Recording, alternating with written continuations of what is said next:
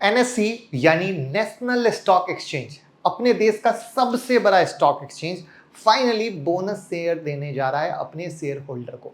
अब आप सोच रहे होंगे लिस्ट तो हुआ नहीं है, अनलिस्ट है, बोनस कैसे दे रहा है और हम कैसे ले सकते हैं? तो घबराइएगा मत, हम सब बताएंगे, हर एक चीज डिटेल में बताएंगे। अनलिस्टेड होते हुए भी बोनस कैसे हो रहा है, प्लस अनलिस्टेड मार्केट में पता है बड़ी मारा मारी चल रही है, झगड़े चल रहे हैं, झगड़े।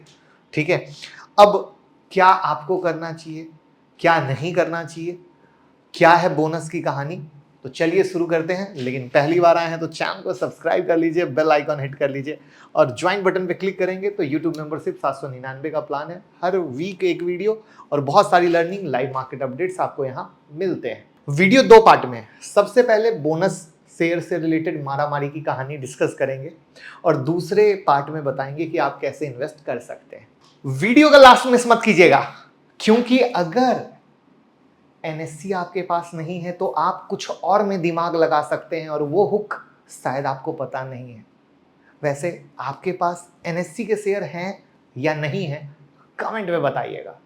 तो पार्ट 1, एनएससी ने बोनस शेयर अनाउंस किया फाइनली, जिसका रिकॉर्ड डेट है 2 नवंबर 2024 और ये जो रेशियो है ये है 1:4 यानी 1/4।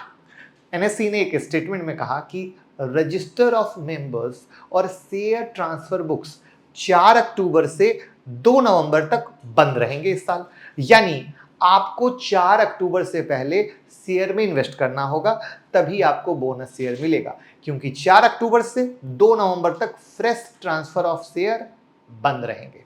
तो ये तो हो गई सिंपल इंफॉर्मेशन। अब आते हैं वीडियो के सेकंड पार्ट पे। ठीक है, देखिए मैं तो बता दूंगा कहाँ इन्वेस्ट करना है, लेकिन एक ड्रॉबैक भी है। यानी मैं सिर्फ अच्छी अच्छी चीज नहीं बताता, खराब चीज भी बताता हूँ, और वो सुन लीजिए कहाँ चल रहे हैं लड़ाई झगड़े, और तब आप डिसाइड कीजिएगा इन्वेस्ट करना है या नहीं। तो इस बोनस की पीछे की कहानी जानिए कि ये बोनस 3 मई को ही अनाउंस हुआ था, लेकिन अप्रूवल ना हो सका था उस टाइम, क्योंकि पहले तो ये अनलिस्टेड शेयर है और अनलिस्टेड शेयर में कैसे काउंटर पार्टी रिस्क होते हैं वो समझने की कोशिश कीजिएगा। एनएससी की मैनेजमेंट काफ़ी समय से आईपीओ लाने की कोशिश में है, लेकिन पुरानी समस्याओं के कारण सेबी की अप्रूवल नहीं मिली। वो समस्या क्या है उस पर नहीं जाऊंगा, डिटेल वीडियो बन जाएगी, वो एक अलग टॉपिक है। ठीक है, लेकिन अब रास्ता साफ होने जैसा दिख रहा है, मार्केट में पूरा बज बना हुआ है।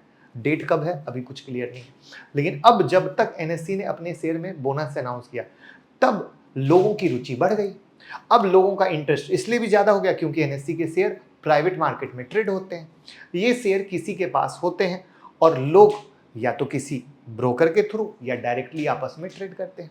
लेकिन एनएससी के बोनस अनाउंसमेंट के बाद लोगों के बीच में लड़ाई हुई। एनएससी ने 3 मई को बोनस अनाउंस किया था, जिसमें एक शेयर के बदले 4 शेयर, यानी एक शेयर 5 में बदल जाएंगे। तो जो लोग पहले ब्रोकर के थ्रू डील कर रहे थे वो अब अपनी डील से पीछे हट रहे हैं और ये कह रहे हैं कि जब बोनस शेयर मिलने वाले हैं तो हम इस प्राइस पर डील नहीं करना चाहते। क्यों नहीं करना चाहते मैं आऊंगा। तो इस वजह से ब्रोकर के बीच में और इन्वेस्टर के बीच में ठन गई है। जो बायर था उसने ब्रोकर को पहले ही पैसे दे दिए थे, तो वो कह रहा है कि सेलर को अपने कमिटमेंट को निभाना चाहिए। लेकिन सेलर अब ये देख रहा है कि शेयर का प्राइस बढ़ गया है और बोनस शेयर भी मिल रहे हैं, तो कह रहा है हम इस प्राइस पर डील नहीं करेंगे। तो शायद हम बोनस शेयर के क्रेडिट होने का इंतजार करेंगे और फिर प्राइस देखकर डील करेंगे। अब जिस बायर ने अपने पैसे दिए वो परेशान है, क्योंकि ना शेयर मिल रहा है और जो सेलर है वो ना पैसे वापस कर रहा है या और ना शेयर दे रहा है, बराबर ना पैसा ना शेयर। फरवरी में शेयर प्राइस 4300 था और बोनस अनाउंस के बाद 6400 हो गया था। बायर अब बोल रहा है कि मैंने पहले पैसे दिए थे, मुझे शेयर चाहिए, मैं पैसे वापस नहीं लूंगा। ब्रोकर बीच में फंसे हुए हैं क्योंकि दोनों तरफ से प्रेशर बरकरार है। सो इस पॉइंट से आपने देखा कि कैसे काउंटर पार्टी रिस्क चल रही है। सेलर जिस रेट पे रेडी हुआ था सेल करने को, अब वो बोनस की न्यूज के बाद पलट गया डील से। तो ये है सबसे बड़ा अनलिस्टेड मार्केट का रिस्क। लेकिन ये जनरली तब होता है जब कोई इवेंट हो रहा हो, जैसे इस केस पे बोनस अनाउंसमेंट। लेकिन दूसरे साइड इसके फायदे भी हैं, क्योंकि जिनको कंप्लेन रहती है ना कि आईपीओ नहीं मिला, वो कहीं ना कहीं अनलिस्टेड मार्केट से फ़ायदा ले सकते हैं। बट बात को समझिएगा, चूंकि अनलिस्टेड मार्केट में रेगुलेशन है नहीं, तो वहाँ पर इस तरह की समस्या आती है। और अगर आप गूगल करोगे तो बहुत सारे नाम आ जाएंगे, हम अनलिस्टेड मार्केट में इन्वेस्ट कराते हैं, हम अनलिस्टेड मार्केट में इन्वेस्ट कराते हैं, गूगल पे ही 100 नाम आ जाएंगे। बट अगेन वहाँ पे भी भयंकर वाला फर्जीवाड़ा है, क्योंकि अगेन कोई उस पर रेगुलेटरी है नहीं, जिसके कारण जो अभी आपको मैंने एग्जाम्पल बताया ऐसी कहानियाँ घटती हैं। तो आप कहोगे फिर क्या करना चाहिए? तो वहाँ पर चूंकि अगेन यहाँ पर बहुत सारे रिस्क हैं, तो उस रिस्क के कारण मैं किसी का नाम नहीं लूँगा, बट मैं आपको हिंट दे सकता हूँ। जो फुल टाइम ब्रोकर है, ठीक है, फुल टाइम, डिस्काउंट ब्रोकर की बात नहीं कर रहा हूँ, ठीक है, जो फुल टाइम ब्रोकर हैं उनमें से जो पुराने ब्रांड्स हैं, पुराने नाम हैं, वो कहीं ना कहीं इस फील्ड में काम कर रहे हैं। तो आप उस पुराने ब्रांड से कनेक्ट कर सकते हो, फ़ोन करके पता करो कि आप अनलिस्ट में कर रहे हो, तो वो आपको करा के दे सकते हैं। बट यहाँ पर याद रखिएगा, ये 2 शेयर 4 शेयर जैसी कहानी नहीं है, ये मोटे लोट की कहानी है। तो आपका इन्वेस्टमेंट मोटा होना चाहिए, तभी वो आपको हाँ या ना के बारे में बोलेंगे, वरना बिल्कुल मना कर देंगे कि हम तो करते ही नहीं है। ये भी जान लीजिएगा। तो वहाँ पर भी आपको समझने की ज़रूरत है। बट इस कहानी से शिक्षा ये मिली कि एनएससी ने पहले से कहानी लाई थी। अब चूंकि आईपीओ का रास्ता साफ हुआ है, वापस से वो अनाउंसमेंट की कहानी हुई। अनलिस्टेड मार्केट में मारामारी चल रही है, लोग मुकर रहे हैं, जो पैसे देकर लिए हैं उन्हें सौदा नहीं मिल रहा है, और जिन्हें पैसे मिले हैं वो सौदा देने को रेडी नहीं है। तो ये पूरा रिस्क मैटर है। बट स्टिल अगर आप सही जगह सही लोगों से मिलते हो तो कहीं ना कहीं आप चीज़ों को चेक कर सकते हो और आपको एक बेहतर रास्ता मिल सकता है। यहाँ पर एक चीज़ और है कि अनलिस्टेड मार्केट में आपका डाउट हो सकता है कि हम फाइनेंशियल कैसे पढ़ें।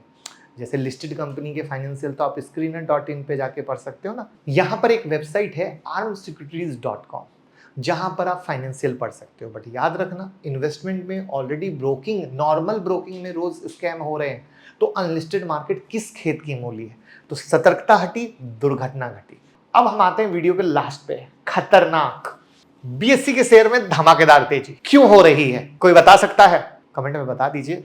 वैसे तब तक मैं टेक्निकल चार्ट आपको दिखा देता हूं। उम्मीद करता हूं कमेंट में आपने बता तो दिया होगा। ये हुआ है डबल टॉप का ब्रेकआउट। अब यहां पे तेजी क्यों हुई एनएससी के आईपीओ की खबर सुन के? क्योंकि एनएससी की लिस्टिंग एनएससी में नहीं हो सकती है, एनएससी की लिस्टिंग बीएससी में ही होगी, राइट? उसी का खुशी मना रहा है बीएससी, जो यहां पर आप तेजी देख रहे हो।